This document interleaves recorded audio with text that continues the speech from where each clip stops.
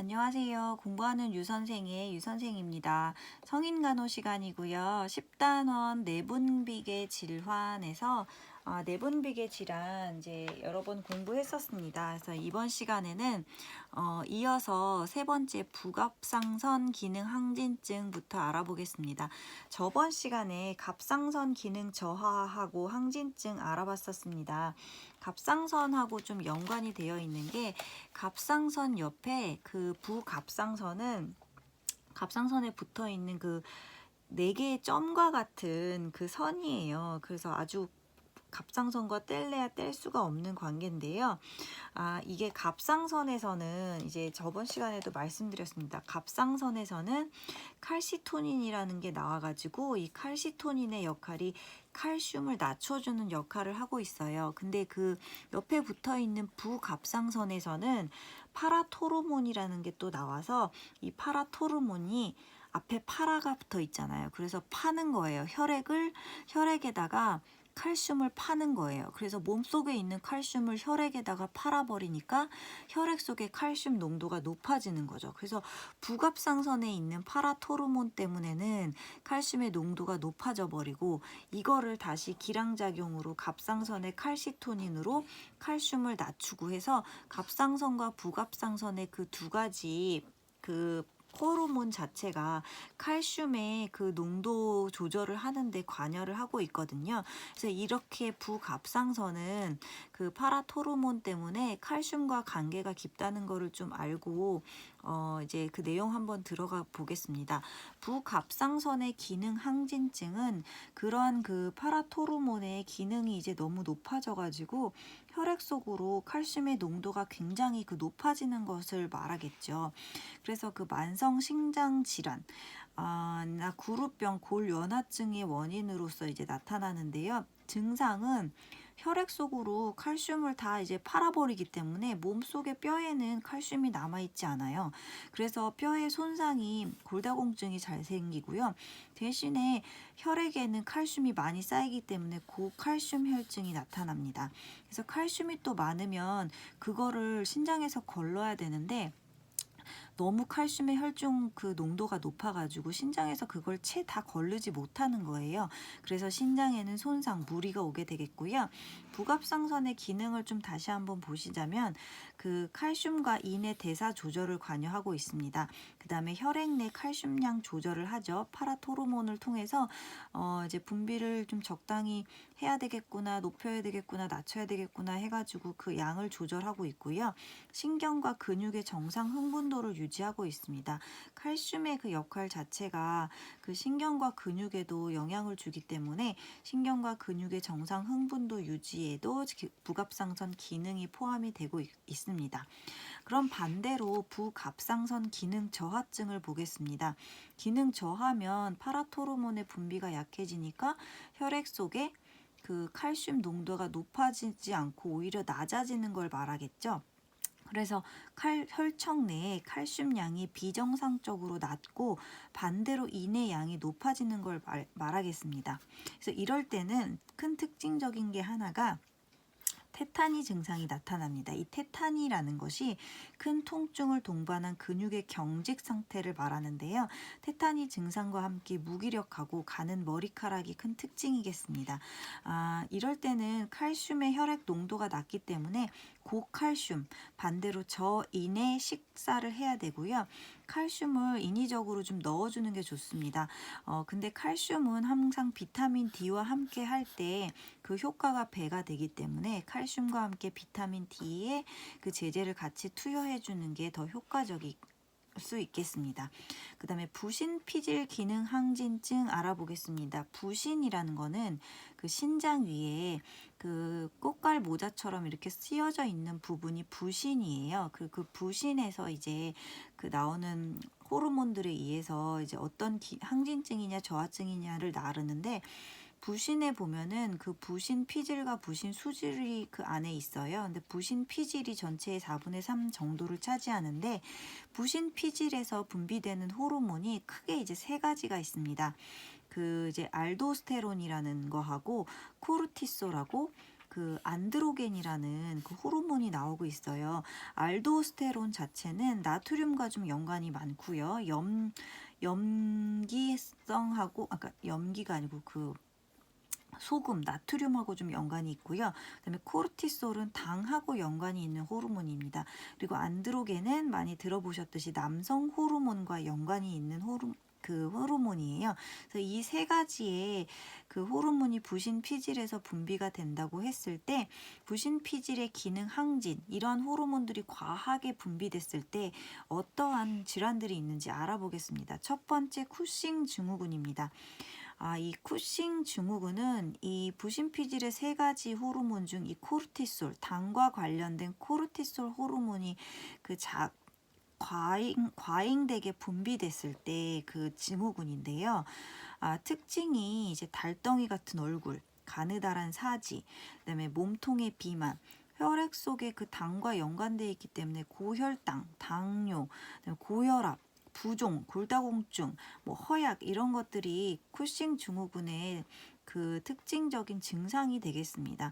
이거는 그 부신 피질을 뭐 이제 그 제거하는 뭐 그런 수술 요법을 통해서만 이제 치료가 가능하고요. 그다음 두 번째는 알데스테론증입니다. 부신 피질에서 나오는 세 가지 호르몬 중 알데스테론이 그 과잉 분비되는 그래서 생기는 이제 증상이죠.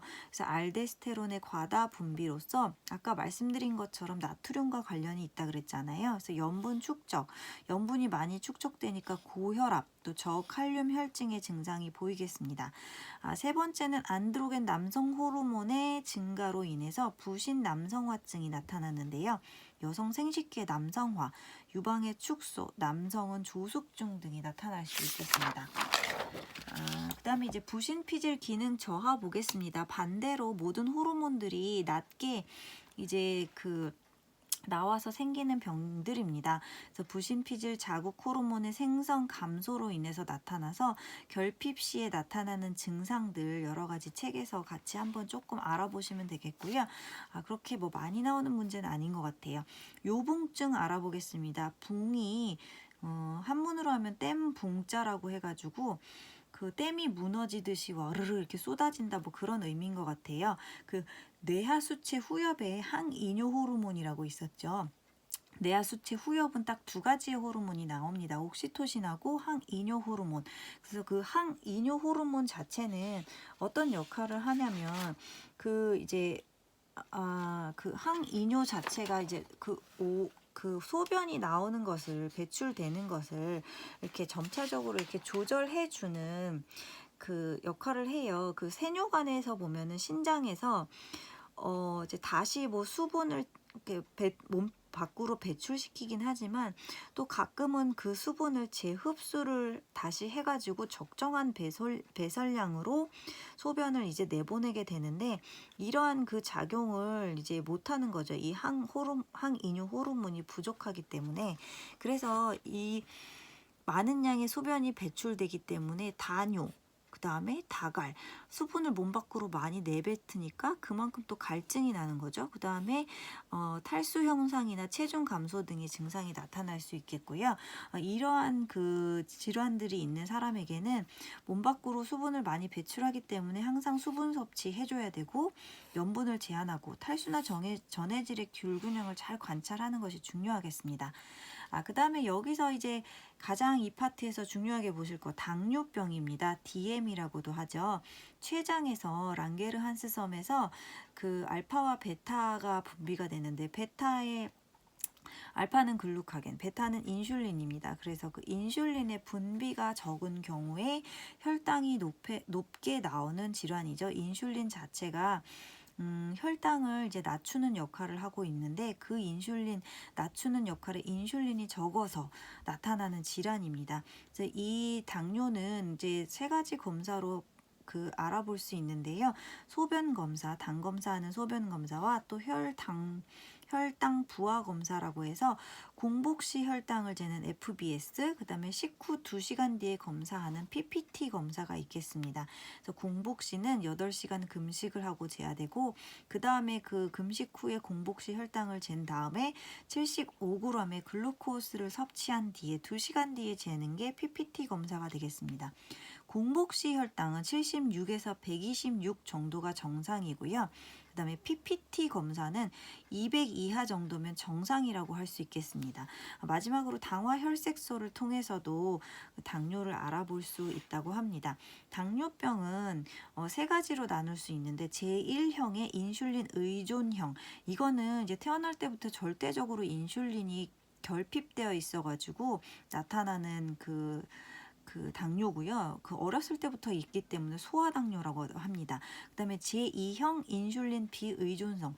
제1형에 비해서는 이제 덜하지만 그래도 인슐린이 조금 정상인보다는 부족하기 때문에 수천적으로 뭐 비만이나 뭐 이런 것들에 의해서 나타날 수 있어요. 그래서 40세 이후에 주로 나타나기 때문에 성인 당뇨라고도 합니다. 마지막으로 임신을 해서 나타나는 임신성 당뇨가 있는데요. 임신성 당뇨에 걸리셨던 분들은 또 20년 이내에 다시 이 당뇨가 올 확률이 굉장히 높다고 하니까 항상 조심하셔야 되겠습니다. 당뇨의 증상으로는 3대 증상이 있어요. 다음, 다식, 다뇨입니다. 그 다음에 소변에서 아세톤 냄새가 나기도 하고 체중이 감소되기도 하는 대표적인 증상들을 보이고요. 당뇨가 있으신 분들은 반드시 3가지 요법을 병행하셔서 치료하셔야 돼요. 첫 번째 식이요법, 두 번째 운동요법, 세 번째 인슐린 약물요법입니다. 어느 한 가지만 해서도 안 되고 이 3가지를 혼합해서 잘 하셨을 때 그 치료가 더 효과적이라고 합니다. 식이요법은 섬유질이 많은 음식과 반면에 혈액 속 당이 높기 때문에 당질의 섭취량은 줄여야겠죠. 그 다음에 운동요법이 있습니다. 당뇨가 있으신 분들은 혈액 속에 그 끈적끈적한 당이 많이 있어서 혈액 자체가 보통 사람보다 끈적끈적한 거예요. 근데 이게 운동을 해줘서 이제 열심히 운동을 하시다 보면은 그 혈액 속에 있는 당이 몸 밖으로 배출이 된다고 합니다. 그래서 정상인의 그 혈액과 혈액 농도와 비슷해지는 거죠. 그래서 이제 운동을 적당하게 열심히 해주셔야 되는 거예요. 운동 시 탄수화물의 이용률이 높아서 혈중의 당은 세포 밖으로 이동이 되기 때문에 혈당을 낮춰주는 역할을 하는 게 운동요법입니다. 그 다음에 인슐린 요법입니다. 운동요법과 같은 원리로 포도당을 세포 내로 이동시켜서 그 혈액 속의 혈당을 감소시키는 역할을 하죠.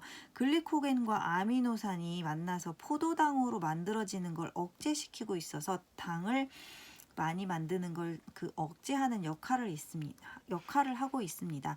인슐린 주사를 맞을 때는 한 군데에 계속 맞는 것이 아니고 여기저기 돌아가면서 이제 맞아야 되는데, 주로 맞는 것이 팔의 상박근 부위, 그다음에 대퇴부 앞쪽 부위, 그다음에 배꼽 주위를 주로 많이 맞고요.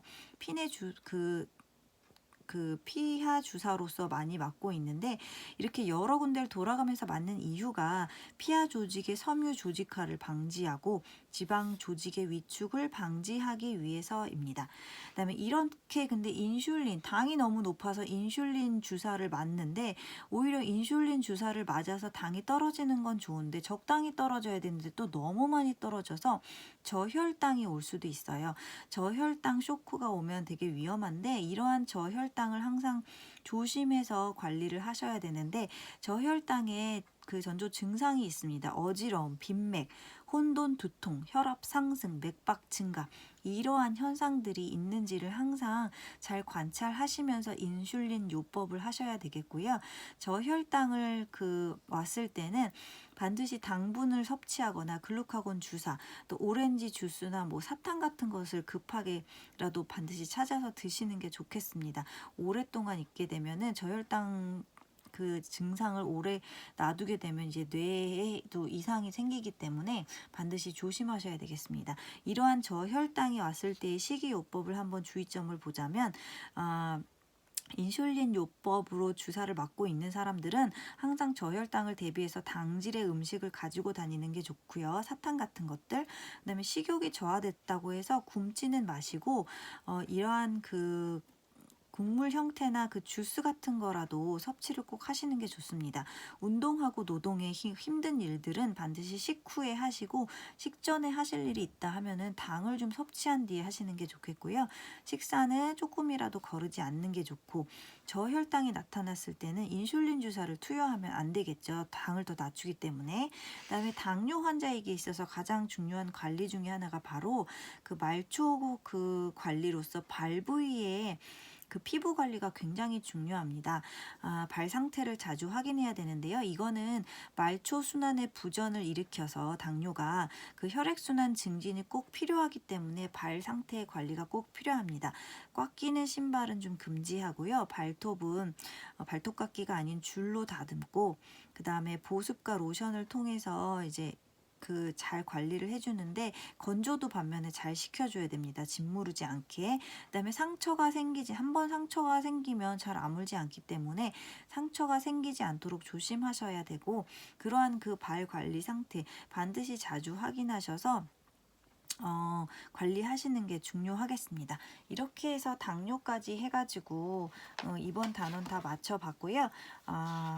너무 이제 긴 시간 이제 공부를 계속 해왔어요. 앞으로도 몇 단원 많이 남기는 했지만 굉장히 지루하시죠. 성인간호, 뭐 기본간호 이런 것들이 시험에 많이 나오고 중요한 만큼 내용도 굉장히 많습니다. 천천히 조금씩 매일매일 공부하셔서 밀리지 않도록 나중에 한꺼번에 하시려면 힘드시잖아요. 그래서 조금씩 자주 하시기 바라겠습니다. 저는 다음 시간에 또 다른 단원으로 찾아뵙겠습니다. 시청해주셔서 감사합니다.